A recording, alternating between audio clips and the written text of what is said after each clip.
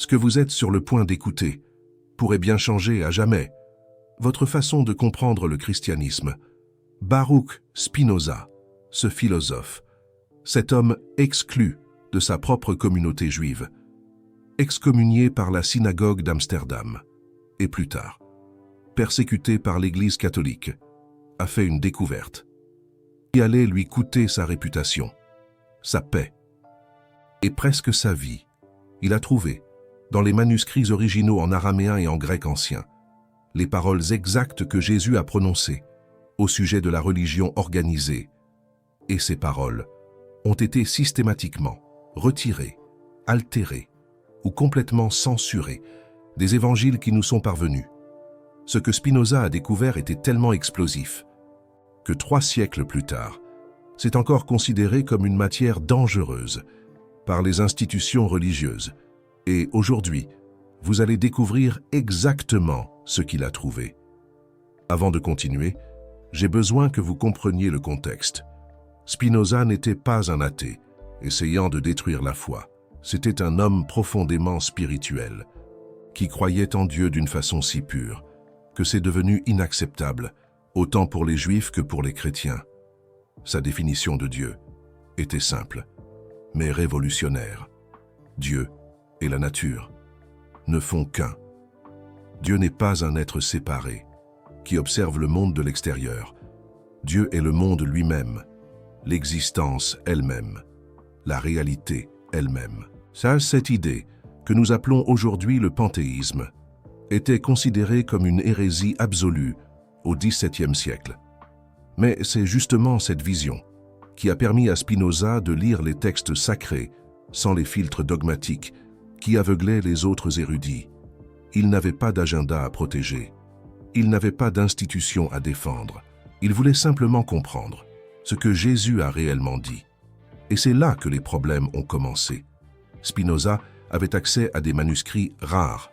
Sa famille était d'origine portugaise, des Maranes. Ces Juifs qui avaient été forcés de se convertir au christianisme pendant l'Inquisition, mais qui gardèrent leur foi judaïque en secret. Quand la famille a migré vers les Pays-Bas, elle a emporté avec elle des documents anciens, certains datant de siècles avant le concile de Nicée. Parmi ces documents, il y avait des copies de textes que l'Église considérait comme perdus ou détruits. Spinoza a passé des années à étudier ces manuscrits, et ce qu'il a découvert sur les paroles de Jésus était dévastateur pour l'Église institutionnelle. La première découverte de Spinoza concernait un passage qui apparaît dans l'Évangile selon Matthieu, chapitre 23. Dans ce passage, Jésus critique sévèrement les pharisiens et les scribes. Mais Spinoza a découvert que, dans les manuscrits les plus anciens, cette critique allait bien au-delà, dans les textes originaux. Jésus ne critiquait pas seulement les pharisiens de son époque, il faisait une condamnation universelle de toute religion organisée, qui place les rituels au-dessus de la spiritualité véritable. Les paroles que Spinoza a trouvées étaient à peu près celles-ci, traduites de l'araméen original. « Malheur à vous, qui construisez des temples de pierre, tandis que vous laissez s'écrouler les temples, que vous portez en vous. Malheur à vous, qui portez des vêtements sacrés, tandis que vos cœurs restent nus de compassion. Malheur à vous, qui enseignez des lois divines que vous-même ne comprenez pas, transformant la liberté de l'esprit en prison de règles. Je ne suis pas venu pour fonder une autre religion, je suis venu pour vous libérer de toutes les religions. Car le royaume des cieux n'est dans aucun temple construit par des mains humaines. Le royaume des cieux est en vous, et vous l'avez perdu quand vous avez commencé à le chercher à l'extérieur. Ces paroles n'ont jamais apparu dans aucune Bible que vous ayez lue. Spinoza a documenté exactement où il les a trouvées et dans quel manuscrit.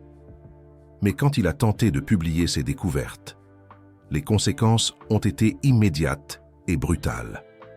La deuxième découverte était encore plus perturbante. Spinoza a trouvé des variations du sermon sur la montagne qui différaient significativement de la version officielle. Dans la version que nous connaissons, Jésus dit « Heureux les pauvres en esprit, car le royaume des cieux est à eux. » Mais dans les manuscrits les plus anciens, Spinoza a trouvé une version différente. Le mot traduit par pauvres en esprit, dans l'original, ne signifiait pas humilité ou simplicité.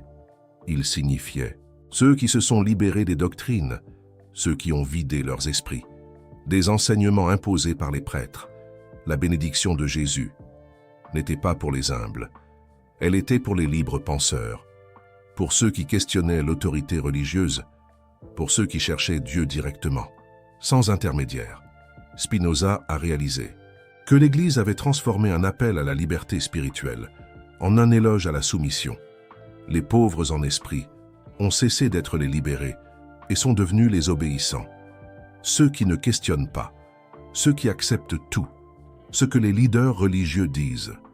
Cette inversion de signification était pour Spinoza la preuve la plus claire de comment les enseignements de Jésus avaient été corrompus pour servir les intérêts de l'institution. La troisième découverte de Spinoza concernait le concept d'Église. Dans les évangiles que nous connaissons, Jésus dit à Pierre « Tu es Pierre, et sur cette pierre, je bâtirai mon Église. » Ce passage est fondamental pour l'autorité de l'Église catholique. C'est la base de tout le système papal. Mais Spinoza a trouvé des preuves que ce passage a été ajouté postérieurement, dans les manuscrits les plus anciens. Il n'existait tout simplement pas. Et cela avait du sens. Le mot « église », en grec « ecclésia », signifiait originellement « assemblée » ou « réunion ». Il n'avait aucune connotation religieuse spécifique. C'était un terme politique, utilisé pour décrire les réunions de citoyens. Spinoza a argumenté que Jésus, parlant en araméen à des pêcheurs galiléens, n'aurait jamais utilisé un terme grec, de contexte politique, pour décrire ce qu'il était en train de créer. De plus, l'idée d'une institution hiérarchique, avec un leader suprême, contredisait tout ce que Jésus enseignait sur l'égalité spirituelle. Ne m'appelez pas maître, car vous n'avez qu'un seul maître. Ne m'appelez pas père, car vous n'avez qu'un seul père. Vous êtes tous frères. Ces paroles authentiques de Jésus, qui apparaissent dans Matthieu 23, contredisent directement l'idée d'une hiérarchie religieuse, avec des papes, des évêques et des prêtres. Spinoza a conclu que le passage sur Pierre et l'Église a été inséré des décennies, voire des siècles plus tard, pour légitimer une structure de pouvoir que Jésus n'a jamais autorisée. La quatrième découverte traitait des paroles de Jésus. Sur le salut, l'Église a toujours enseigné, Gaius, que le salut vient à travers elle. Hors de l'Église, point de salut. C'est un dogme catholique officiel. Mais Spinoza a trouvé des passages où Jésus disait exactement l'opposé, dans des manuscrits qui précédaient la version officielle de l'Évangile de Jean. Spinoza a trouvé des variations de la fameuse phrase « Je suis le chemin, la vérité et la vie. Nul ne vient au Père que par moi. » Ce que vous allez entendre pourrait bien bouleverser votre compréhension du christianisme. Imaginez un voile qui se lève, révélant une vérité cachée, une perspective oubliée. Dans les textes les plus anciens, cette phrase ne se référait pas à Jésus comme personne ou comme fondateur d'une religion. Elle se référait au chemin que Jésus enseignait, le chemin de la présence intérieure, le chemin de la connexion directe avec le divin, le chemin qui n'avait besoin ni de temple, ni de prêtre, ni de rituel. Les mots originaux, selon l'analyse de Baruch Spinoza, étaient en plus proche de « le chemin que je montre est le chemin, la vérité que je révèle est la vérité, la vie que je vis est la vie. Personne ne trouve le Père en le cherchant dans des temples ou à travers des prêtres. Le Père est à l'intérieur de vous. Et vous le trouvez quand vous regardez à l'intérieur, vraiment à l'intérieur. » Cette version éliminait complètement la nécessité d'une église intermédiaire. Chaque personne pouvait trouver Dieu directement. Chaque personne était son propre prêtre. Chaque personne portait le temple à l'intérieur de soi. Baruch Spinoza a compris pourquoi cette version devait être censurée. Elle rendait l'Église obsolète, inutile. La cinquième découverte portait sur le concept de péché. L'Église a construit tout un système basé sur le péché originel et sur la nécessité de la rédemption à travers les sacrements. le baptême pour laver le péché originel, la confession pour pardonner les péchés commis, l'extrême onction pour garantir le salut final. Chaque sacrement était un point de contrôle. Chaque sacrement était un moment où la personne avait besoin de l'Église. Mais Baruch Spinoza a trouvé des textes où Jésus rejetait complètement cette notion de péché hérité. Dans des fragments qui précédaient l'Évangile selon Matthieu, Jésus disait « Vous n'êtes pas nés souillés. Vous ne portez pas la culpabilité d'ancêtres que vous n'avez jamais connus. Chaque enfant qui naît est pur, complet, parfait. C'est la peur que vous apprenez ensuite qui vous fait croire que vous êtes sale. C'est la honte que les prêtres enseignent qui vous fait ressentir le besoin de purification. Mais je vous le dis, vous n'avez jamais été impur. Vous n'avez jamais eu besoin d'être sauvé de quoi que ce soit, excepté du mensonge selon lequel vous aviez besoin de salut. » Ces mots détruisaient la base fondamentale du commerce religieux. S'il n'y a pas de péché originel, il n'y a pas besoin de baptême. S'il n'y a pas besoin de baptême, il n'y a pas de contrôle sur les familles. Si les personnes peuvent se pardonner à elles-mêmes, il n'y a pas besoin de confession. S'il n'y a pas besoin de confession, il n'y a pas de surveillance sur les pensées. Si le salut est un état naturel, il n'y a pas besoin d'église. Baruch Spinoza a réalisé que tout le système de culpabilité et de rédemption était une construction postérieure, dessinée pour maintenir les personnes dépendantes de l'institution. La sixième découverte de Baruch Spinoza traitait des paroles de Jésus sur l'argent et l'Église. Dans les évangiles canoniques, il existe le fameux passage où Jésus expulse les vendeurs du temple. Mais Baruch Spinoza a trouvé des versions étendues de cette scène qui était beaucoup plus radicale. Dans les manuscrits les plus anciens, Jésus n'a pas seulement expulsé les vendeurs, il a fait une condamnation prophétique de toute future commercialisation de la spiritualité. Les mots approchés étaient « Après mon départ, d'autres viendront en mon nom. Ils construiront des temples plus grands que celui-ci. Ils feront payer l'entrée au ciel. Ils vendront le pardon comme si c'était une marchandise. Ils transformeront mes paroles en pièces de monnaie et mon sang en vin commercial. Et vous saurez qu'ils ne sont pas mes disciples quand vous verrez de l'or sur leurs autels et de l'argent dans leurs poches. Mes vrais disciples n'auront pas de temple. Mes vrais disciples n'auront pas de propriété en mon nom. Mes vrais disciples donneront tout ce qu'ils ont et ne demanderont rien en échange. » Ces mots étaient une condamnation directe de tout ce que l'Église deviendrait.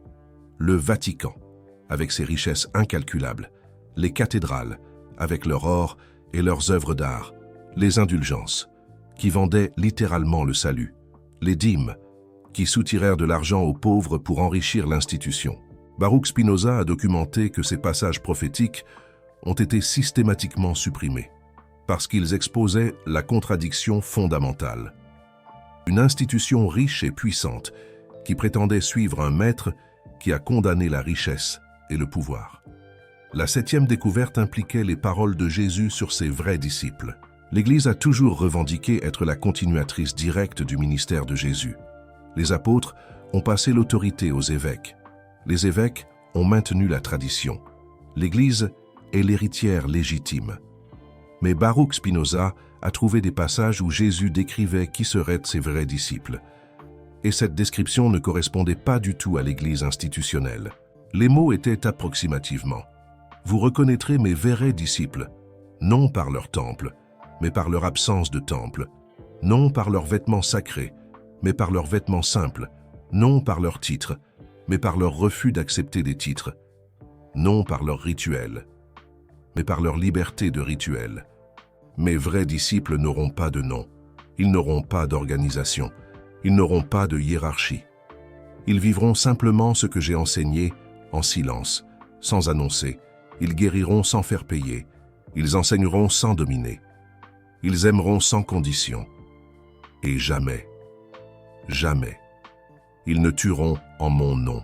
Cette dernière ligne était particulièrement dévastatrice, parce que l'histoire de l'Église est tachée de sang, les croisades, où des millions sont morts au nom du Christ, l'Inquisition, où des milliers ont été torturés et brûlés au nom du Christ, les guerres religieuses, où des chrétiens ont tué des chrétiens au nom du Christ, la colonisation, où des peuples entiers ont été exterminés au nom du Christ, Si les mots que Baruch Spinoza a trouvés étaient authentiques, l'Église non seulement n'était pas l'héritière de Jésus, mais elle était exactement l'opposé de ce qu'il a demandé qu'elle soit.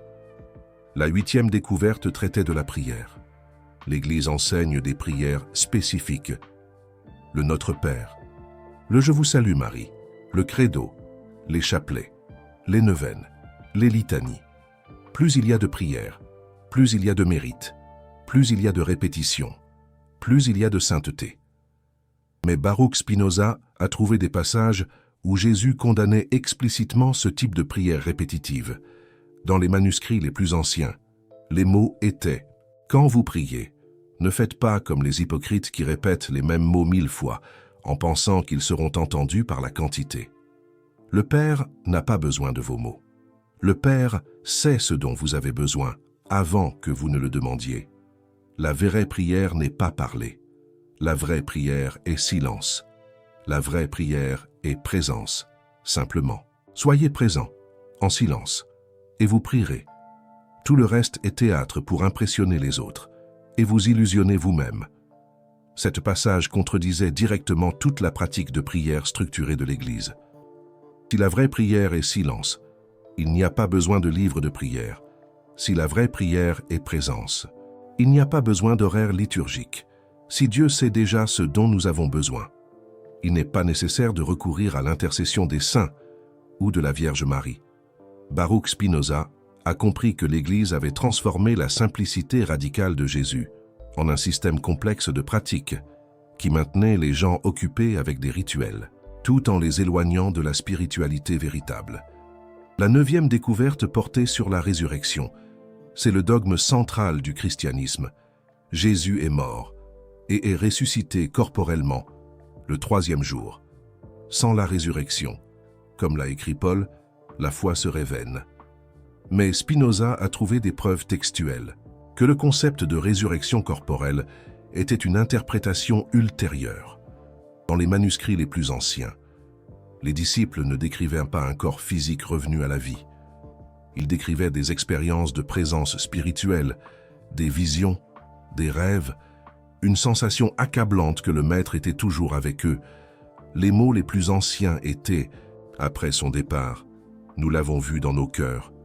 Il nous est apparu, non comme chair, mais comme lumière, non comme corps, mais comme présence. Et nous avons compris qu'il n'était jamais vraiment mort, parce que ce qu'il était ne pouvait pas mourir. La résurrection, selon Baruch Spinoza, était à l'origine une métaphore spirituelle, une description de la continuité de la conscience, une affirmation que la mort physique n'est pas la fin. Mais ce n'était pas une revendication qu'un cadavre s'est levé et a marché à nouveau.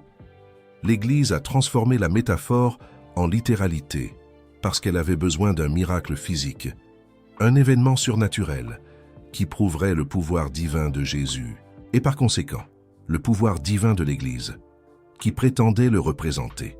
Baruch Spinoza a argumenté que cette littéralisation était non seulement historiquement incorrecte, mais spirituellement appauvrissante. Le message original était que nous pouvons tous ressusciter en esprit, maintenant, dans cette vie. Le message altéré était qu'un homme spécial est ressuscité physiquement il y a 2000 ans, et nous dépendons de cet événement pour notre salut. Le premier message libérait, le second asservissait. La 10e découverte de Spinoza était peut-être la plus importante. Elle portait sur les derniers mots de Jésus, ses dernières instructions avant de partir. Dans les évangiles canoniques, Jésus donne la grande mission. Allez, faites de toutes les nations des disciples, baptisez-les au nom du Père, du Fils et du Saint-Esprit. Enseignez-leur à garder toutes les choses que je vous ai ordonnées. Ce passage est la base de toute l'activité missionnaire de l'Église, la justification de la conversion, parfois forcée, de peuples à travers le monde. Mais Spinoza a trouvé des preuves que cette commission a été ajoutée ultérieurement. Dans les textes les plus anciens, les derniers mots de Jésus étaient complètement différents. Les mots approximatifs étaient « Je ne vous demande pas de convertir qui que ce soit. Je ne vous demande pas d'enseigner à qui que ce soit. Je vous demande seulement de vivre ce que vous avez appris. Soyez la lumière. Ne prêchez pas la lumière. Soyez l'amour. Ne parlez pas de l'amour. Soyez la vérité. Ne discutez pas de la vérité. Les gens vous verront et ressentiront quelque chose. Certains demanderont, d'autres non. N'imposez rien à personne. Chaque âme trouvera son chemin au moment opportun. Vous n'êtes pas responsable du salut de personne. Vous êtes responsable seulement de vivre ce que vous savez. Cette version éliminait complètement la justification du prosélytisme agressif, sans la grande mission. Il n'y aurait aucune justification aux croisades, sans la grande mission. Il n'y aurait aucune justification à l'Inquisition, sans la grande mission. Il n'y aurait aucune justification à la destruction de cultures indigènes à travers le monde. Baruch Spinoza a compris que ce passage a été créé des décennies plus tard. Pour légitimer l'expansion de l'institution, Jésus n'a jamais demandé que son message soit imposé. Il a seulement demandé qu'il soit vécu. Maintenant, vous vous demandez peut-être, si Spinoza a réellement fait ces découvertes, pourquoi ne connaissons-nous pas ces manuscrits? Où sont les preuves? Pourquoi l'histoire ne raconte-t-elle pas cette version? La réponse est simple et perturbante. Spinoza a été systématiquement silencé. Ses livres ont été interdits dans toute l'Europe. Ses œuvres ont été placées dans l'Index Librorum Prohibitorum, la liste des livres interdits par l'Église catholique. Quiconque était pris en train de lire Spinoza pouvait être excommunié. Les manuscrits qu'il a cités ont disparu. Certains ont probablement été détruits. D'autres peuvent encore être cachés dans les archives secrètes du Vatican, celles auxquelles aucun chercheur indépendant n'a jamais été autorisé à accéder. Baruch Spinoza est mort jeune, à 44 ans. Officiellement de tuberculose, aggravée par la poussière du travail de polissage des lentilles. Mais de nombreux historiens soupçonnent que sa mort a été accélérée par un poison lent. C'était une technique courante à l'époque, un poison qui tuait graduellement, paraissant une maladie naturelle, impossible à prouver, pratique pour éliminer les ennemis de l'Église sans créer de martyrs. Baruch Spinoza savait qu'il était en danger. Dans les dernières années de sa vie, il est devenu de plus en plus reclus. Il a refusé des offres de chaires universitaires, sachant que cela ferait de lui une cible plus visible. Il vivait modestement, polissant des lentilles pour gagner sa vie, tout en écrivant des œuvres qui changeraient la philosophie occidentale pour toujours. Il n'a jamais publié ses découvertes sur les paroles censurées de Jésus durant sa vie. Elles étaient trop dangereuses. Mais il les a documentées dans des lettres privées et des manuscrits, qui ont été découverts après sa mort. Beaucoup de ces documents ont également disparu au fil des siècles. Certains ont réapparu dans des collections privées. D'autres ont été trouvés dans des universités européennes, cachés parmi les papiers d'autres auteurs pour éviter d'être détectés. L'histoire de Baruch Spinoza nous enseigne quelque chose de fondamental sur la façon dont la vérité est contrôlée. Il ne suffit pas d'avoir raison. Il ne suffit pas d'avoir des preuves. Si les preuves menacent le pouvoir, les preuves seront détruites. Si la vérité menace l'institution, la vérité sera silenciée. Si le messager est incommode, le messager sera éliminé. Mais certaines vérités sont si puissantes qu'elles ne peuvent pas être complètement effacées. Elles survivent en fragments, en citations, en mémoire. Elles ressurgissent quand l'humanité est prête à les entendre. Et peut-être que c'est le moment. Examinons maintenant les implications les plus profondes de ce que Spinoza a découvert. Si Jésus a réellement dit ces choses, qu'est-ce que cela signifie pour le christianisme? La première implication est que l'Église, en tant qu'institution, est une trahison des enseignements de son fondateur. Je ne dis pas que tous les chrétiens sont des hypocrites. Je ne dis pas qu'il n'y a pas de personnes véritablement spirituelles au sein des églises. Ce que je dis, c'est que la structure institutionnelle, la hiérarchie, les dogmes, les rituels, les sacrements, tout cela est une construction humaine qui contredit ce que Jésus a enseigné. Jésus enseignait la liberté. L'Église a construit des prisons dorées. Jésus enseignait l'égalité. L'Église a construit des hiérarchies élaborées. Jésus enseignait la simplicité. L'Église a accumulé des richesses obscènes, une opulence qui contraste fortement avec le message original. Jésus enseignait que le royaume des cieux est au fond de chaque personne, un trésor intérieur, une connexion directe avec le divin. L'Église a enseigné que le salut ne vient que par elle. par ses rites, ses sacrements, son autorité. La deuxième implication, et elle est de taille, est que des millions de personnes à travers l'histoire ont été trompées. On les a convaincus qu'elles avaient besoin d'intermédiaires pour atteindre Dieu, des prêtres, des pasteurs, des institutions, des rituels complexes. On les a convaincus qu'elles sont nées tachées, souillées, et qu'elles avaient besoin d'une purification, d'un baptême, d'une confession, d'une absolution. On les a convaincus que le doute était un péché, une porte ouverte à la damnation, et que l'obéissance était une vertu, une preuve de foi, une garantie de salut. On les a convaincus qu'elles devaient donner leur argent, leur temps, leur autonomie, leurs espoirs, à une institution qui promettait de les sauver, de les guider, de les protéger. Et tout cela, si Baruch Spinoza avait raison, contredisait les paroles du maître que cette institution prétendait représenter. Un paradoxe absurde, une ironie amère. La troisième implication est que la spiritualité peut exister, et peut-être devrait exister, sans religion organisée, sans dogmes rigides, sans hiérarchies oppressives, si Jésus a réellement enseigné que le royaume des cieux est au fond de nous, qu'il suffit de chercher à l'intérieur. Alors nous n'avons pas besoin d'églises pour le trouver, de cathédrales somptueuses, de temples dorés. Si Jésus a réellement enseigné que la vraie prière est le silence, l'introspection, la contemplation, alors nous n'avons pas besoin de livres de prière, de formules toutes faites, de litanies répétitives.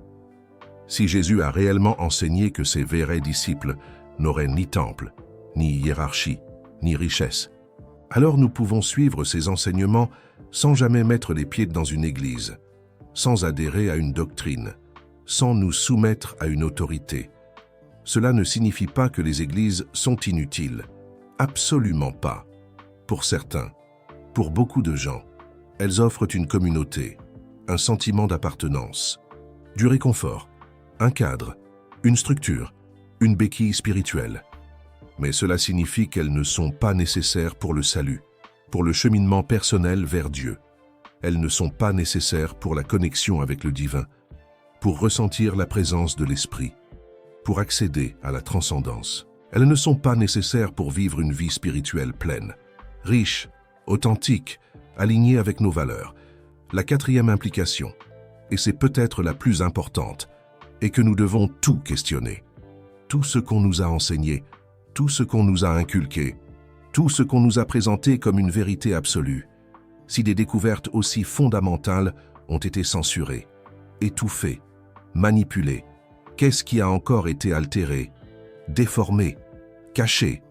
Si l'Église a été capable de modifier les propres paroles de Jésus, de les adapter à ses intérêts, de les tordre, qu'est-ce qu'elle a encore modifié? Qu'est-ce qu'elle a encore inventé? Qu'est-ce qu'elle a encore travesti? Si des institutions puissantes contrôlent la narration, l'histoire officielle, les informations qui circulent, quelles autres vérités sont cachées, enfouies, ignorées? Baruch Spinoza nous a enseigné que le pouvoir de penser, le libre examen, l'esprit critique est la plus grande vertu, le plus bel accomplissement de l'être humain. Ne rien accepter sur la seule autorité de celui qui parle, de celui qui prétend savoir, de celui qui se présente comme un expert. Examiner les preuves par nous-mêmes, c'est peser le pour et le contre, analyser les arguments, tirer nos propres conclusions, questionner même les vérités les plus sacrées, les dogmes les plus anciens, les traditions les plus respectées, les idées les plus répandues, parce que souvent, très souvent, ce que nous appelons sacré, intouchable, indiscutable, est simplement ce que personne n'a eu le courage de remettre en question, par peur, par conformisme, par ignorance. Maintenant, je veux aborder une question qui est probablement dans votre esprit, qui vous taraude, qui vous intrigue.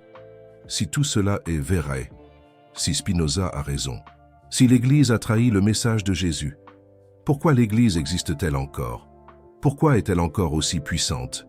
Pourquoi des milliards de personnes suivent encore une institution qui contredit les enseignements de son fondateur? Un mystère, un paradoxe, une énigme. La réponse est complexe, multiforme, nuancée. Joël ne tient pas en une seule phrase. Premièrement, La plupart des gens n'ont jamais entendu parler des découvertes de Spinoza, de ses travaux, de ses conclusions. L'histoire est écrite par les vainqueurs, ceux qui ont le pouvoir. Et dans ce cas, l'Église a gagné. Elle a imposé sa version des faits. Les livres d'histoire enseignent l'Église comme la gardienne de la foi chrétienne, comme la protectrice des valeurs, et non comme l'institution qui a censuré les paroles de Jésus, qui a falsifié les Écritures, qui a persécuté les dissidents. Deuxièmement, les gens ont des besoins psychologiques profonds que la religion organisée satisfait. Au moins en apparence, besoin de certitude dans un monde incertain, de repères stables dans un océan de chaos, de réponses claires à des questions complexes, besoin de communauté dans une ère d'isolement, de se sentir entouré, soutenu, appartenant à un groupe, besoin de signification dans une vie qui semble arbitraire, de donner un sens à son existence, de trouver un but, une mission, besoin de réconfort face à la mort, à la souffrance, à l'injustice, d'espérer une vie après la mort, une récompense, une consolation. L'Église offre des réponses à tous ces besoins, des solutions simples, claires, rassurantes, simples et mâchées. Et beaucoup de gens préfèrent ces réponses. Ce confort intellectuel à affronter la complexité de la vérité, l'incertitude du doute, l'angoisse de l'inconnu. Troisièmement, il existe un phénomène psychologique appelé dissonance cognitive, un mécanisme de défense inconscient. Quand nous avons des croyances profondes, des convictions ancrées, qui sont remises en question par des preuves, des arguments, des faits, nous avons tendance à rejeter les preuves, à les ignorer, à les minimiser, plutôt que de changer nos croyances. Plus nous avons investi dans une croyance, plus notre identité est liée à elle, plus nous y avons consacré du temps, de l'énergie, de l'argent, plus nous sommes résistants à la remettre en question, à la remettre en cause, à l'abandonner. Les personnes qui ont passé leur vie dans l'Église, qui ont élevé leurs enfants dans l'Église, qui ont trouvé du réconfort dans l'Église dans les moments les plus difficiles, ne vont pas abandonner cette croyance facilement, même face à des évidences, même face aux propres paroles de Jésus. Quatrièmement, il existe la peur, une peur viscérale, une peur ancestrale. L'Église a passé des siècles à enseigner que douter est un péché, bien que remettre en question l'autorité religieuse est une rébellion contre Dieu, que ceux qui abandonnent la foi seront punis éternellement, brûleront en enfer. Ce conditionnement est profond, il est inscrit dans nos gènes. Il a façonné notre psyché. Il influence nos comportements, même inconsciemment. Même les personnes qui intellectuellement ne croient plus, qui ont compris les mécanismes de manipulation, ressentent souvent une peur résiduelle, un doute lancinant. Et si j'avais tort? Et si l'enfer existait? Et si j'étais puni pour avoir douté? Ces questions nous hantent, nous paralysent, nous empêchent de penser librement. Cette peur a été délibérément cultivée pour maintenir les gens soumis, pour les contrôler, pour les exploiter. Et ça marche. Ça marche depuis 2 millénaires. Une stratégie redoutable, un système de pouvoir implacable. Cinquièmement, il existe le pouvoir institutionnel, le pouvoir économique. Seulement, le pouvoir politique, le pouvoir culturel. L'Église catholique est l'une des institutions les plus riches et les plus puissantes du monde.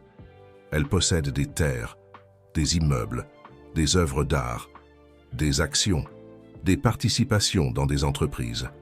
Elle a une influence politique considérable. Elle fait pression sur les gouvernements. Elle finance des partis politiques. Elle soutient des causes conservatrices. Elle contrôle des écoles, des hôpitaux, des universités. Elle façonne l'esprit des jeunes. Elle diffuse sa doctrine. Elle propage ses valeurs. Elle a des représentants dans presque tous les pays. Elle est présente sur tous les continents. Elle exerce une influence globale. Elle surveille les populations. Elle a accès aux couloirs du pouvoir dans presque tous les gouvernements. Elle est consultée sur les questions importantes. Elle participe aux décisions. Elle protège ses intérêts. Ce type de pouvoir n'est pas facilement défié. Ceux qui tentent de le défier paient souvent un prix élevé. Ils sont marginalisés, discrédités, persécutés. Baruch Spinoza a payé avec sa réputation. Il a été excommunié, banni de sa communauté, et peut-être avec sa vie. Son œuvre a été censurée. Ses idées ont été combattues. D'autres ont payé de façons encore plus brutales. Ils ont été torturés, emprisonnés, exécutés, réduits au silence. Mais malgré tout cela, malgré la censure, la persécution, la désinformation, la vérité persiste. Elle est indestructible. Les découvertes de Spinoza n'ont pas été complètement effacées. Elles n'ont pas disparu. Elles ont survécu dans les marges, dans l'ombre, grâce à des individus courageux, des penseurs libres, des chercheurs indépendants, dans des livres rares, dans des manuscrits anciens, conservés précieusement dans des bibliothèques secrètes, dans des cercles académiques, des sociétés savantes, des groupes de discussion, où l'on étudiait Spinoza en cachette, où l'on perpétuait sa pensée, dans des traditions mystiques, des courants ésotériques qui ont préservé les enseignements originaux de Jésus, qui ont transmis le message d'amour et de liberté, sans les dogmes et les contraintes de l'Église. Et maintenant, à l'ère de l'information, à l'ère d'Internet, elles deviennent accessibles à tous, à ceux qui cherchent, à ceux qui doutent, à ceux qui veulent savoir. Vous n'avez plus besoin d'aller dans une bibliothèque spécialisée pour trouver ces informations. Vous n'avez plus besoin d'être un érudit, un spécialiste, un expert. Vous n'avez plus besoin de lire le latin ou le grec pour accéder aux manuscrits anciens. Vous n'avez plus besoin de déchiffrer des textes obscurs, d'interpréter des symboles complexes. Vous pouvez simplement rechercher sur Google, sur Wikipédia, sur des sites spécialisés. Vous pouvez lire des articles, regarder des vidéos, écouter des podcasts et découvrir par vous-même, sans intermédiaire, sans autorité, sans dogme. C'est l'ironie finale, le comble du paradoxe, la même technologie que l'Église a tenté de contrôler, de censurer, de diaboliser, la même liberté d'information qu'elle a tenté de supprimer, d'étouffer, de museler, est maintenant en train d'exposer des siècles de censure, de manipulation, de mensonges. Les paroles que Spinoza a découvertes sont en train de résurgir, de refaire surface, de se répandre comme une traînée de poudre. Les vérités qui ont été cachées sont en train de venir à la lumière, de se dévoiler, de s'imposer. Et il n'y a plus moyen de les remettre dans la boîte, de les cacher à nouveau, de les faire taire. Maintenant, je veux vous parler de ce que vous pouvez faire avec cette information, de ce que vous pouvez en tirer, de la façon dont vous pouvez l'utiliser. Je ne suis pas en train de vous demander d'abandonner votre foi, de renier vos convictions, de rejeter votre héritage. Si vous êtes chrétien et que votre foi vous apporte la paix, le sens, l'espoir, et vous aide à être une personne meilleure, plus aimante, plus compatissante, plus altruiste, je ne suis pas en train de vous dire que vous devez y renoncer, que vous devez la rejeter. Ce que je suis en train de vous demander, c'est de questionner la forme, de remettre en question les institutions, les dogmes, les traditions. Il est possible de suivre les enseignements de Jésus sans suivre l'Église, sans adhérer à ses doctrines, sans vous soumettre à son autorité. Il est possible d'être spirituel sans être religieux, de vivre une vie riche et profonde sans avoir besoin d'une religion organisée. Il est possible de trouver Dieu à l'intérieur de vous, exactement comme Jésus l'a enseigné, sans avoir besoin d'intermédiaires, de prêtres, de pasteurs, de gourous. Si les découvertes de Spinoza vous ont inquiété, vous ont perturbé, vous ont mis mal à l'aise, c'est une bonne chose. C'est le signe que vous êtes en train de grandir, d'évoluer, de progresser. Le confort, la certitude, la stagnation sont la mort de l'esprit, l'ennemi de la vérité, le frein au développement personnel. Si vous avez été capable d'écouter ces informations et de les considérer, de les peser, de les analyser, vous êtes déjà sur le chemin que Jésus a réellement enseigné, le chemin de l'éveil, le chemin de la liberté, le chemin du questionnement, de la remise en question permanente, de l'ouverture d'esprit, de la curiosité intellectuelle, le chemin de la recherche personnelle, de la découverte de soi, de l'exploration de son intériorité, de la quête de sens, le chemin de la liberté spirituelle, de l'autonomie, de la responsabilité, de la vérité. Baruch Spinoza a été excommunié, persécuté et possiblement assassiné pour avoir révélé ces vérités.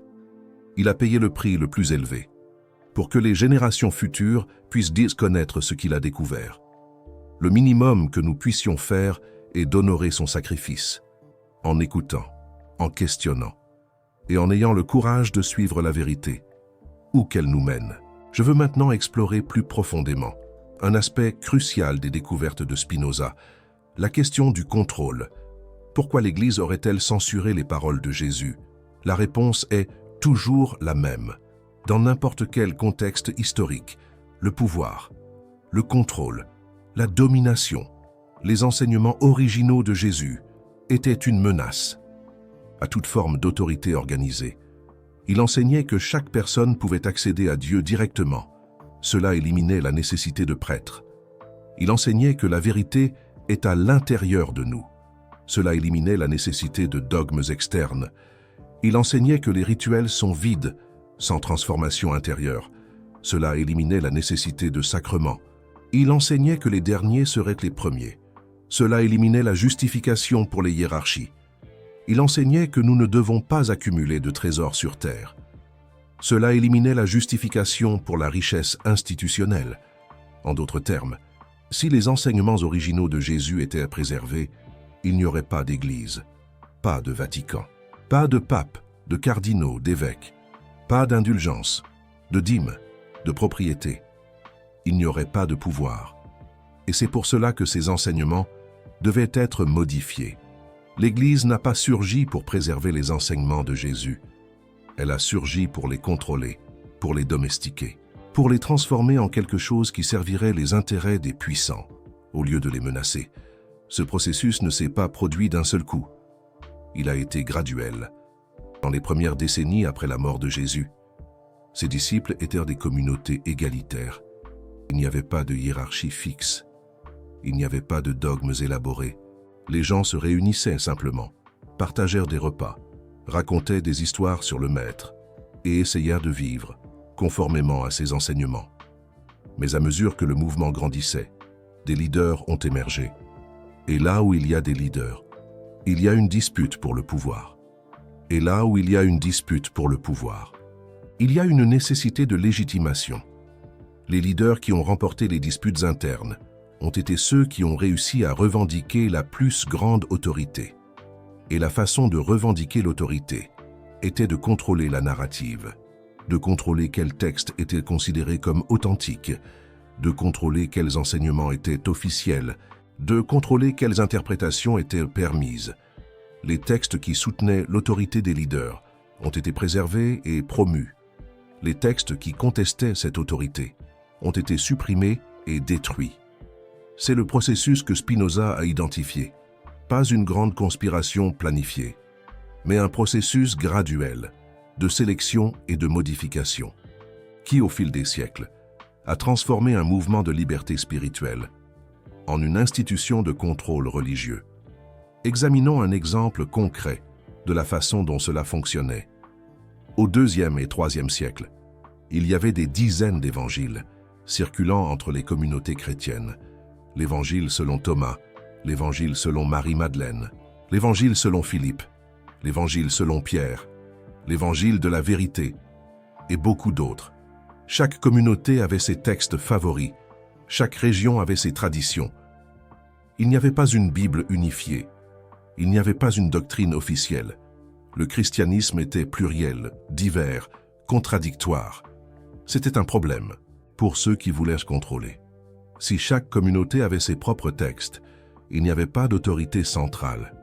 Si chaque groupe pouvait interpréter Jésus à sa manière, il n'y avait pas d'orthodoxie. La solution a été le canon.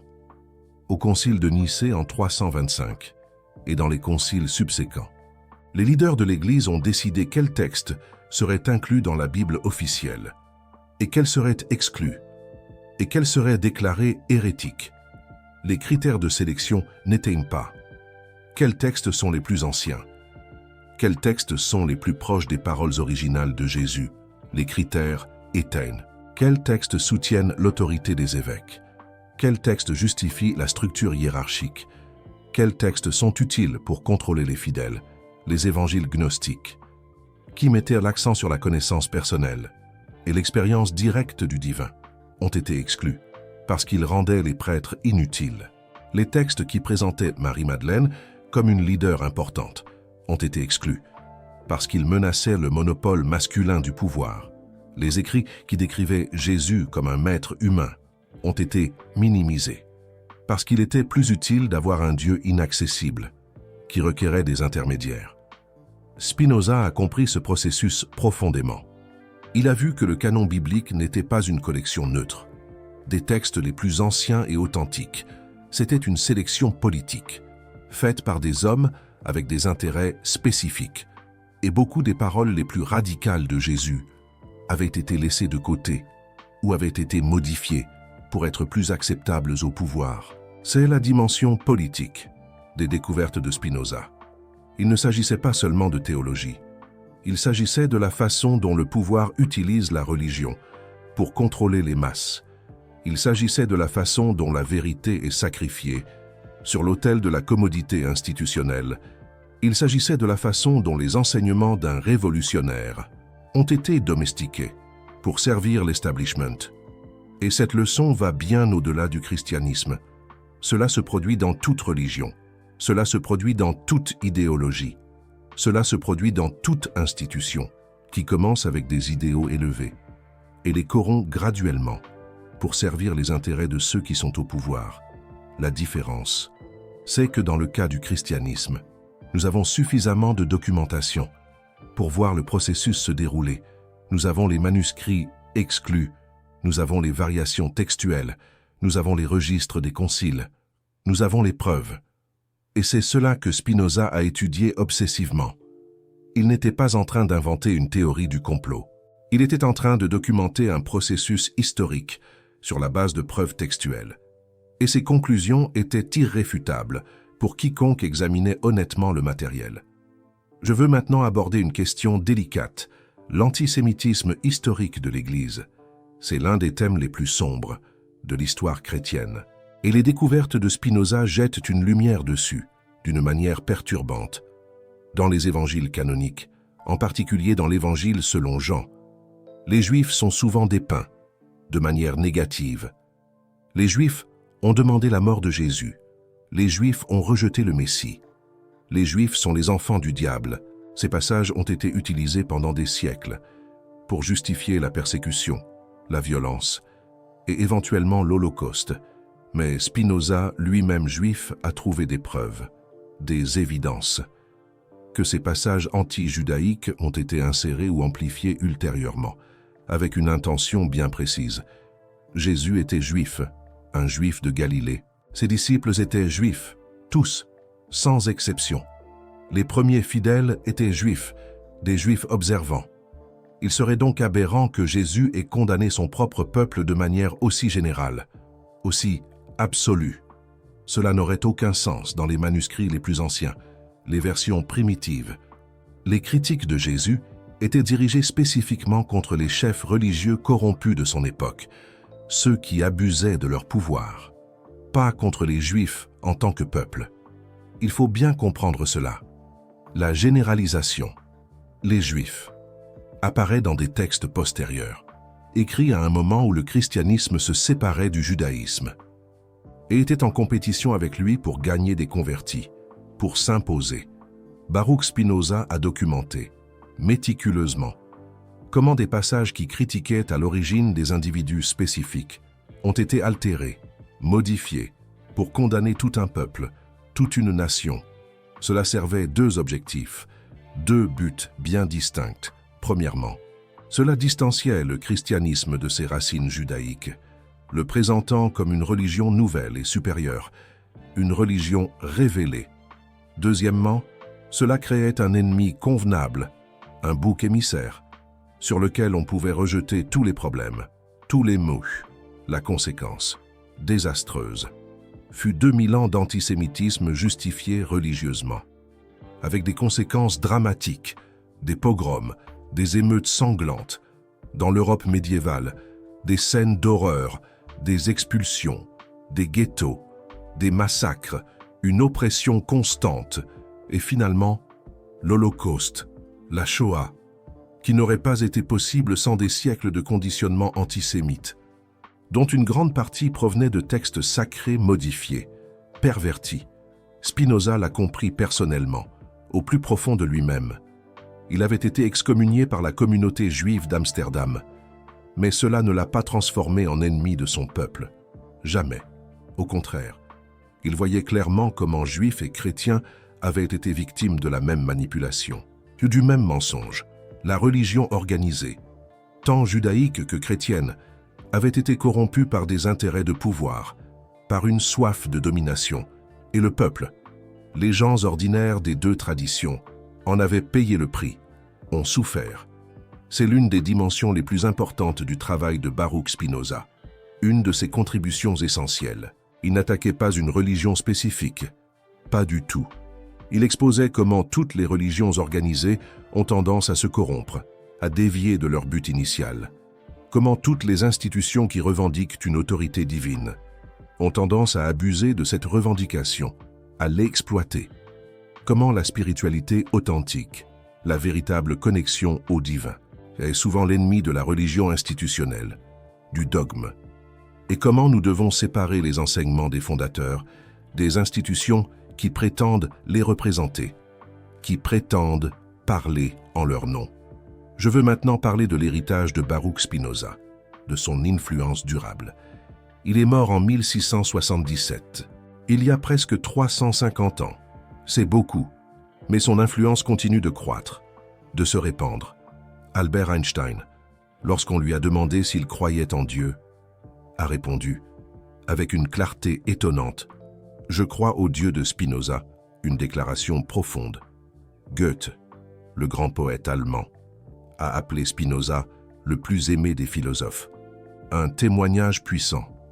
Hegel, autre géant de la philosophie, a dit que pour philosopher, il faut d'abord être spinoziste, une invitation à la pensée critique des penseurs de toutes les traditions, de tous les horizons, ont reconnu en Spinoza quelque chose d'unique, de vraiment spécial, un esprit complètement dédié à la vérité, une quête incessante, un courage inébranlable face à la persécution, une résistance admirable, une vision de Dieu et de la nature qui transcendait les limitations de son temps, une perspective visionnaire.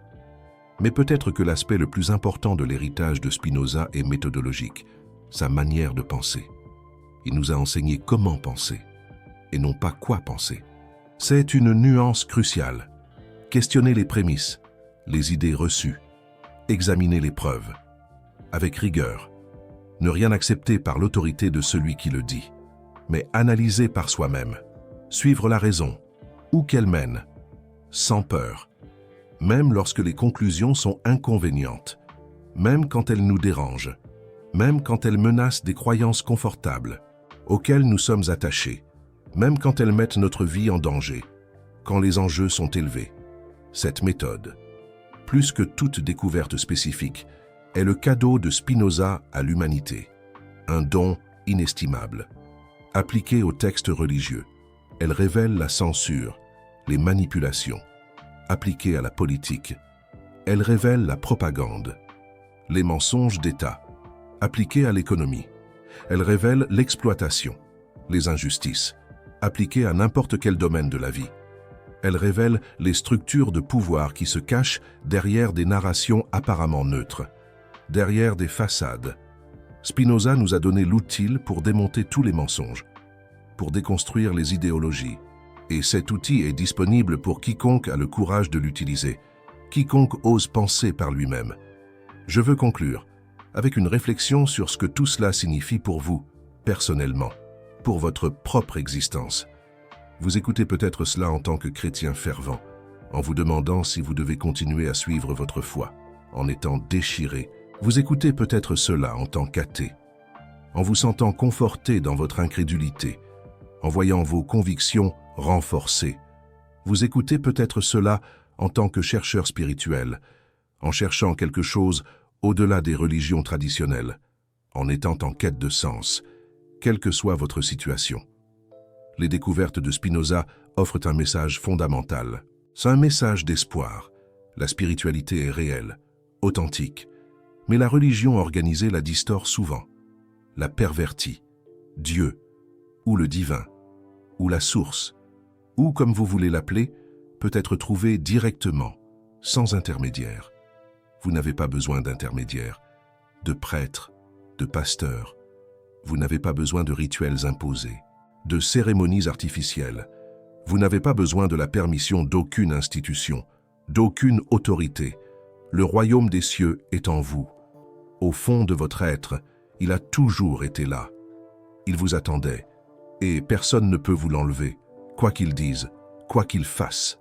C'était le message original de Jésus, selon Spinoza.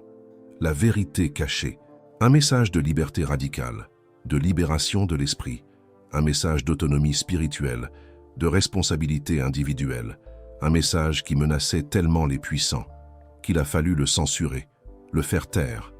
Mais la censure n'est jamais complète. Elle ne peut jamais l'être. La vérité trouve toujours un chemin. Elle finit toujours par éclater. Et nous voici, 350 ans après Spinoza, 2000 ans après Jésus, enfin en train d'écouter ce qu'ils ont essayé de nous cacher, de nous dissimuler. Si cette information a résonné en vous, ne la gardez pas seulement pour vous, ne la cachez pas. Partagez-la avec d'autres chercheurs, avec ceux qui se posent des questions, non pas pour convaincre qui que ce soit, non pas pour les forcer à croire, non pas pour créer une nouvelle religion ou un mouvement, pas du tout, mais simplement parce que la vérité mérite d'être connue, parce qu'elle a le droit d'être entendue. Et chaque personne a le droit de décider par elle-même ce qu'elle doit en faire, de choisir son propre chemin. Spinoza a été persécuté de son vivant. Il a souffert, mais après sa mort, ses idées se sont répandues dans toute l'Europe, comme une traînée de poudre. Elles ont influencé les Lumières, ont façonné notre monde. Elles ont façonné la philosophie moderne, ont changé notre manière de penser. Elles ont préparé le chemin pour la liberté de penser que nous considérons aujourd'hui comme naturelle, comme acquise. Il n'a pas vécu pour voir sa victoire, pour assister au triomphe de ses idées, mais sa victoire a été complète. Son héritage est immense, et maintenant, il appartient à chacun de nous de continuer le travail qu'il a commencé, de poursuivre sa quête, en questionnant, en cherchant, en osant, et en ayant le courage de suivre la vérité, peu importe où elle nous mène, sans jamais renoncer. Rappelez-vous toujours, gardez ceci à l'esprit, ce que les institutions appellent hérésie, est souvent simplement une inconvénience pour le pouvoir, une remise en question de leur autorité, ce que les autorités appellent blasphème, est souvent simplement une vérité qui menace leurs privilèges, qui met leur position en péril. Ce que les gardiens de la tradition appellent dangereux est souvent simplement une liberté qu'ils ne peuvent pas contrôler, qui leur échappe. Spinoza était toutes ces choses. Il les incarnait, hérétiques, blasphémateurs, dangereux, aux yeux de certains. Et il était aussi le plus honnête chercheur de vérité de son époque, un guide pour les autres, peut-être de toutes les époques, un phare dans la nuit. Honorer son sacrifice, sa vie dédiée à la vérité, questionnez tout, analysez chaque information et trouvez votre propre vérité, votre chemin personnel. Le royaume des cieux est en vous. Il est là, à portée de main. Il a toujours été là. Il ne demande qu'à être découvert. Et maintenant, vous le savez, vous en êtes conscient. Si vous êtes arrivé jusqu'ici, je vous remercie pour votre attention et votre ouverture, pour votre écoute attentive. Ce sont des qualités rares dans un monde qui préfère les certitudes confortables aux vérités inconfortables, qui préfère la sécurité au doute. Avant de conclure, je veux clarifier une chose. Je veux que ce soit clair. Je ne vous demande pas d'accepter aveuglément tout ce qui a été dit dans cette vidéo. Ce serait ironique, n'est-ce pas? Remplacer une autorité par une autre, ce n'est pas une libération. Ce que je vous demande, c'est d'enquêter par vous-même, que vous lisiez Baruch Spinoza directement, que vous étudiez les manuscrits anciens avec un esprit critique, que vous compariez les différentes versions des évangiles en considérant leur contexte, que vous formiez votre propre opinion, basé sur des preuves solides et vérifiables. C'est là le chemin de la véritable spiritualité. Pas l'acceptation passive de dogmes, figés et obsolètes, mais la recherche active de la vérité, une quête incessante. Baruch Spinoza nous a montré ce chemin. Avec une clarté époustouflante, Jésus, avant lui, l'avait aussi indiqué d'une manière différente. Bouddha, Lao Tzu, tous les grands maîtres spirituels ont pointé vers la même chose. L'importance de la découverte personnelle, la vérité, n'est pas quelque chose que quelqu'un vous donne sur un plateau. C'est quelque chose que vous découvrez par vous-même, au prix d'efforts et de remises en question. Et quand vous la découvrez, personne ne peut vous l'apprendre, parce que la vérité vécue se transforme en partie intégrante de votre être. Elle vous définit. C'est la liberté que Baruch Spinoza offre, une liberté intellectuelle, pas une nouvelle doctrine, pour remplacer l'ancienne et enfermer votre esprit, mais une méthode pour transcender toutes les doctrines, pour les dépasser, une façon de penser qui vous libère de tous les systèmes, de toutes les prisons mentales, un courage de questionner, qui vous permet de trouver votre propre vérité, votre propre chemin. Utilisez cette liberté sagessement, avec discernement et prudence. Questionnez absolument tout, même vous-même, et n'arrêtez jamais de chercher. La quête est infinie, parce que la recherche, plus que n'importe quelle destination, est le véritable sens de la vie spirituelle, un voyage sans fin. Et maintenant, vous faites partie de cette recherche, vous êtes un compagnon de route. Bienvenue dans ce voyage, initiatique et transformateur. Si vous voulez en savoir plus sur les découvertes de Baruch Spinoza, laissez un commentaire ci-dessous. Je ferai de mon mieux pour vous répondre. Si vous voulez voir plus de contenu comme celui-ci, qui remettent en question les narrations établies et révèlent des vérités cachées, abonnez-vous à la chaîne. Activez la cloche. Et si cette vidéo a ouvert votre esprit, d'une manière ou d'une autre, partagez-la avec quelqu'un qui, selon vous, a besoin d'entendre ça, non pas pour convertir ou imposer une vision, mais pour inviter à la réflexion et au débat, parce que chaque personne mérite la chance de questionner, de douceur, et chaque vérité mérite la chance d'être entendue, même si elle dérange. À la prochaine vidéo, mes chers amis, continuez à questionner, continuez à chercher, sans relâche, et rappelez-vous, le royaume des cieux est en vous, il vous attend.